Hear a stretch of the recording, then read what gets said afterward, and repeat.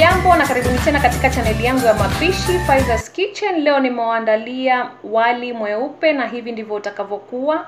Mahitaji yetu ni mchele kikombe kimoja, maji vikombe viwili. Osha mchele wako na uroweke takriban dakika 2. Mahitaji mengine ni mafuta ya zaituni vijiko vitatu, mdalasini, jani la gilgilani, tembe ya anise, tembe 2 za iliki, tembe 3 za karafuu, chumvi kiasi chako.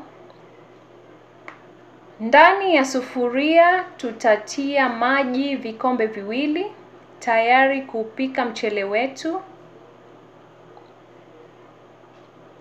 Finika maji haya uache yapate moto. Tia vile viungo vyote tulivyovitaja hapo awali. Finika tena na uache viungo hivi vipate kuchemka pamoja na haya maji.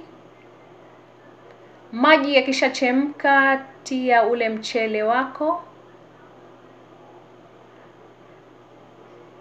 Tia ile mafuta yako unayotumia, mimi nimetumia ya zaituni. Koroga kidogo na upike mchele huu kwa takriban dakika 10-15 hivi. Na mchele wako umewiva, unavutia, unapendeza na una harufu nzuri ajabu. Ikiwa hii ni mara yako ya kwanza kutembelea chaneli yangu, usisahau kusubscribe, kulike na kushare, na pia usisahau kubonyeza kengele hapo juu ili upate taarifa pindi ninapopost video nyingine.